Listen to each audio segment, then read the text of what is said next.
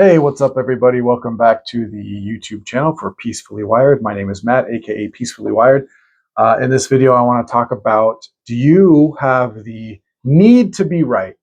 Do you have the need to be right? I know this is something I have been challenged with a lot in my life, wanting to be right, needing to be heard, over explaining, needing people to understand me, needing people to know my opinion, telling people they were wrong, which is needing to be right essentially. But before I go any further, please like and subscribe, comment down below. Let me know what you think about the content, and one-on-one coaching with me, please email support@gmail.com. Oh, support@peacefullywired.com. Or if you'd like to join our Peacefully Wired OCD community, it's a private community off of social media with other people in the community that are also struggling with OCD, with lots of great content, in-depth content just like this, but in a private setting. Let me know and I can send you the link. So, do you need to be right? I know I've definitely had the need or the must to be right in my life a lot, and really comes from the fear of, really it's a fear of rejection, right? Fear of rejection, fear of being stuck forever. Like there's like a handful of core fears really at the base of OCD essentially. um, so yeah, fear of rejection from others, like being wrong about something, or that person, seeing me as wrong in my mind would mean I'm not as smart as they are, or I'm not intelligent at all, which is ridiculous, because I can still be wrong about something, and if I have that conditional belief about, because I'm wrong about this thing, then that somehow makes me less intelligent or unintelligent. Then that doesn't give me any wiggle room to ever have an area where I might be smarter than somebody else or have more knowledge in some area. Or if I'm thinking, oh, this just makes me altogether unintelligent because I'm wrong about something, or someone's has more education about some certain topic than I do, and therefore they, have been able to prove me wrong about something, that somehow that makes me unintelligent, doesn't give me any room to ever learn anything, or and that's the kind of thing, like the video I just did about anger, right?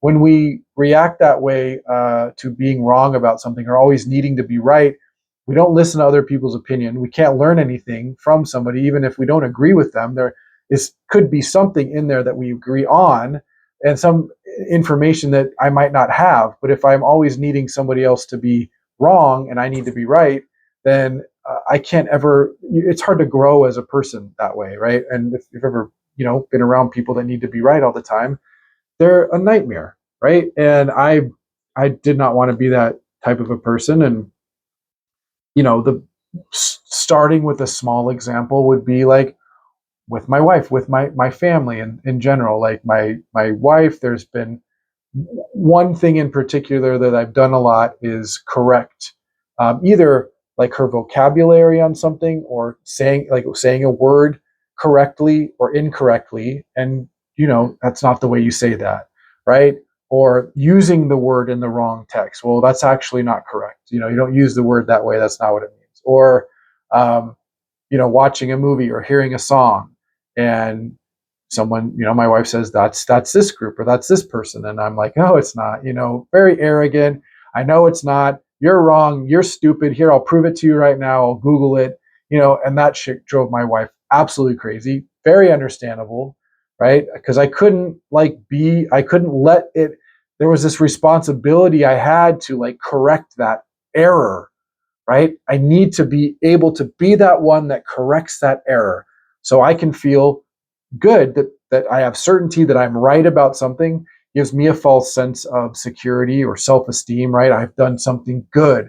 I know this answer, which a lot of the times it doesn't matter if it's an actor that, she calls out, this is that so and so, and I'm like, no, it's not. Like, who cares, right? But I really worked.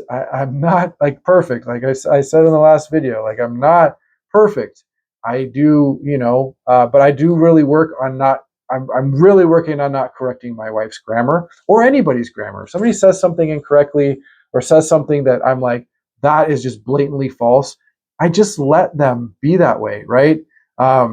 Because again, like, it's really good practice for me to not need to be right. It's extremely challenging for me. I will not lie about it. It is very tough for me. My whole life I have been somebody who really likes correcting people. I really have wanted to be right. I've had extreme fears of rejection, extreme fears of not seeming smart or intelligent. Um, and I've expressed it a lot, to my wife, like especially when I was struggling a great deal. And there's sometimes even now where I'll slip up and just say, hey, I'm dumb, or I'm really not that smart, and that doesn't it. Maybe I am, maybe I'm not. It doesn't really matter. But like saying that obviously doesn't help me. But it's also a reassurance compulsion because I am wanting my wife to tell me I'm not stupid. And that's a huge reassurance compulsion. I'm going off the topic, but it is what it is. So, but yeah, something as small as that, something as small as like, and this is something I've worked on not doing, like listening to a playlist when I'm working out, and it might be a new playlist that I've just picked. Maybe I'm just, and I'm gonna throw this out there because I love Justin Bieber. I love his music, great artist, and I've been listening to Justin lately. And there's been some songs and some artists that have collaborated with him, and I've thought I've known who they were, and then like I don't check my phone, but I used to like hear a song or something and be like, that band sounds familiar. I think it's that band, and then I would want to check to prove to myself that I was right to get that little dopamine hit, right? And so I've really worked from moving away from looking at my phone to tell myself who that is. Now there's a difference between I like this song, I want to know who this is so I can mark it and I can listen to the song again or I can add it to a playlist, and hearing something and going, I need to prove to myself that I'm right about this because I need to be right. So those are some small things, but you can go on a larger scale. I mean, arguing with people about religion has been a big challenge for me. I'm not a religious person. I do not care for religion. I'll be blatantly honest. I'm not a fan of it. I think that there are things that religion can do that's good. I think that there are people that are religious that do good behaviors. Right? There's no good or bad people. Right? I can't judge somebody just because they do good behaviors because they could also do bad behaviors. They're just a human that does behave. That behaves in certain ways. I do think that there's some benefit to it, but I also think there's a lot of detriment.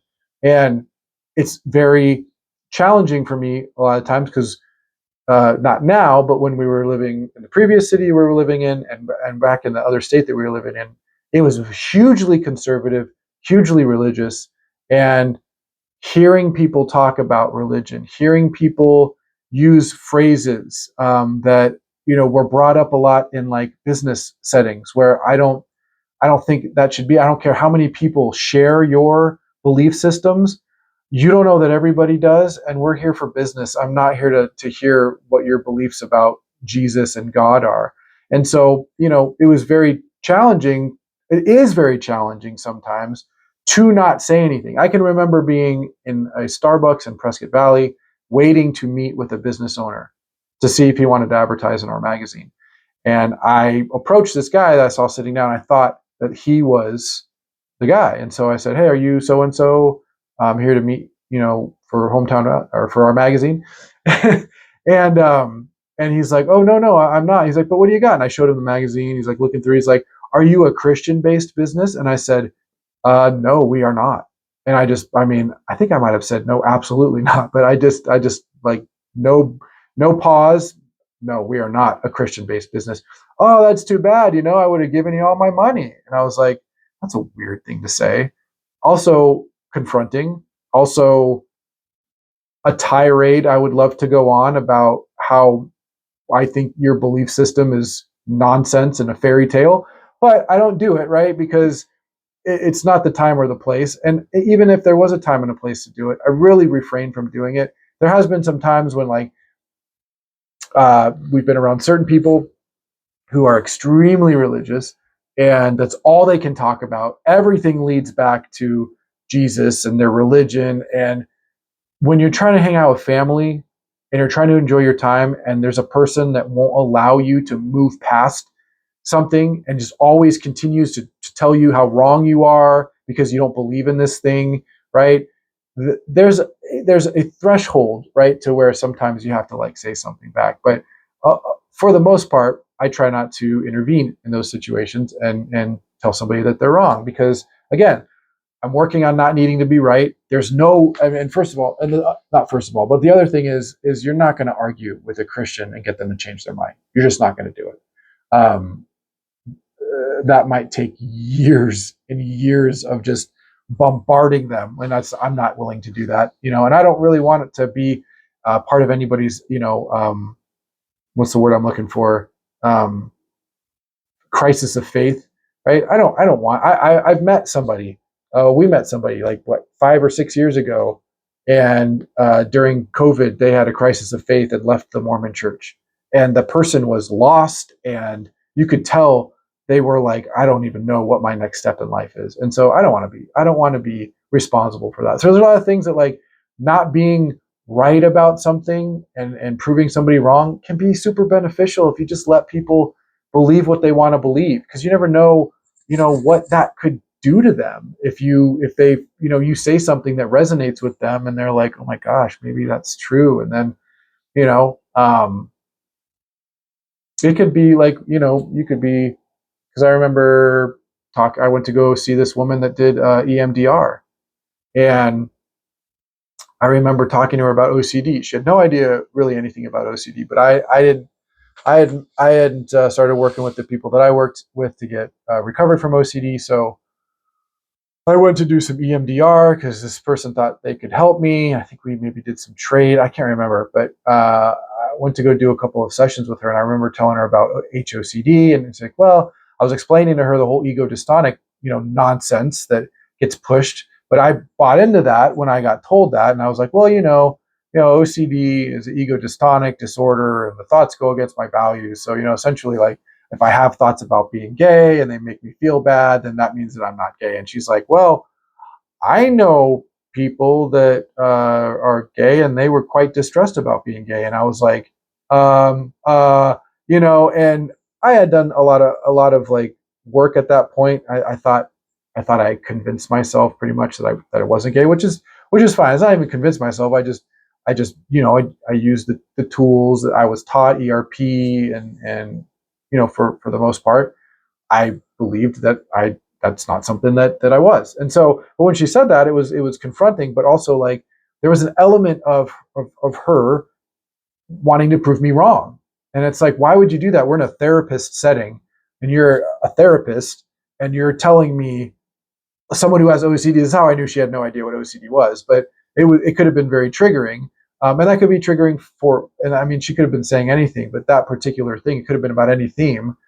But that comment to me was definitely was egoic to some degree, where she wanted to tell me, well, no, and it's like, well, you don't understand OCD, and now you're kind of trying to prove me wrong. So you never know, like, what you're trying to prove somebody wrong when you don't really need to, how that might affect them. And then, you walk away. Sometimes I've walked away many times.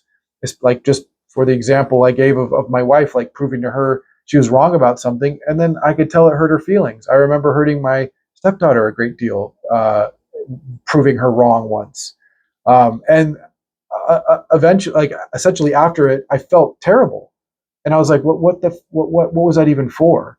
Right. And a lot of times I've proven people wrong, and I've never really felt great about it. And yet I still had the need to do it, even though all these times I would prove somebody wrong about something, and I could see that they kind of were disappointed that they were wrong about something, and then it would make me feel, bad. But needing to be right is a huge compulsion for OCD. You have a huge fear of, there's a lot going on, like a fear of not being understood, which is why we can over explain, and needing people to understand what we're saying. So, and I will say that even in coaching, I have someone right now who's very challenging, because this person wants so badly to not have to deal with OCD. They're questioning whether OCD is even really a thing. They've been talking to somebody, or they found somebody. I'm going to do another video about this particular individual, not the person I'm working with, but the person they're talking to, or they've got information from, and it's just kind of thrown them for a loop. And so it's challenging to me because I really I really want this person to understand, like, how the way you're looking at this is just not the correct way. And there's over explaining that wants to happen, and a back and forth. And it's like, I can't do that because you're my client. I can't sit here and go back and forth on an email with you. But there's that kind of, in the back of the, it's not in the forefront because I'm able to, understand, like, I need to not engage with this, but there is a need or a want, and not a need, but there's definitely an urge to, like, correct this person. And I can't do that because what I've learned is I have to let people learn the hard way, which is challenging, right?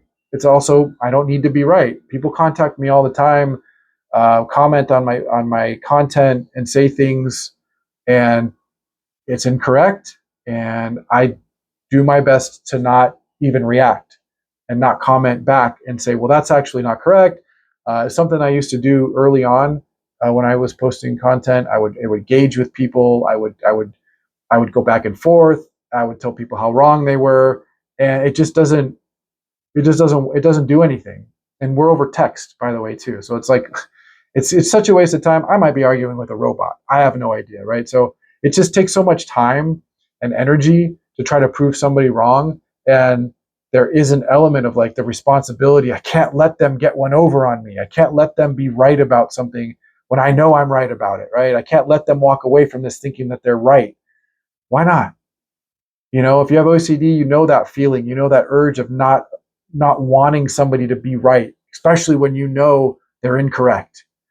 There's that responsibility, that urgency. Man, I have a responsibility to correct you, but you really don't, right? And you'll find, if you start to move away from doing that, it's a lot more peaceful, right? It's a lot more peaceful.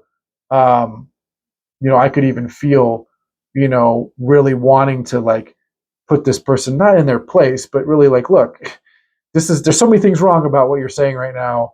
You're oversimplifying. You're doing this. You're doing that. But that engagement and thinking about it and all that stuff, very, very much a trap. Whereas, like, okay, you know what? I have another session with this person. Let me make some notes. We'll go over it then. I don't need to be right now. I can walk away from this and let them think that whatever they're thinking is correct, right? And I move towards doing that. And if you move towards doing that in your life, right, you start to break down the belief of needing to be right. I don't need to be right about anything. I would prefer it, because there is an element of liking being right about things, but I have to look at that. Why do I like being right about something, right? What do I really get out of being right about something? Unless I'm, like, doing trivia and I'm like on Jeopardy, or, a show where, a trivia show where my correct answers are going to give me some type of monetary reward, right? That's okay. But in life, just to always need to be right about things, basically you have a fear of rejection, fear of not being understood. My opinion needs to be heard. Your opinion never needs to be heard. Nobody needs to know your opinion ever. You don't need to tell people what you're thinking, what your opinions are on things. Trust me, if you do this, you'll have a lot more freedom. You don't need to get into arguments with people. You don't need to argue with people at all. People think, that you need to argue, and you have a responsibility to argue with somebody about their beliefs being wrong. You don't. It's a waste of time. Most of the time, you're never going to change someone's mind. And it's just an energy that you don't need to be putting out there. So thanks for watching, guys. Please like and subscribe, comment down below. One-on-one coaching with me, support at peacefullywired.com. If you want to join our Peacefully Wired OCD community, private OCD community, not on social media, where there's great content like this, but you're in a private setting with other people that are struggling with OCD and working on recovery, let me know and I will give you the link. So thanks for watching, and I'll see you in the next video. Peace.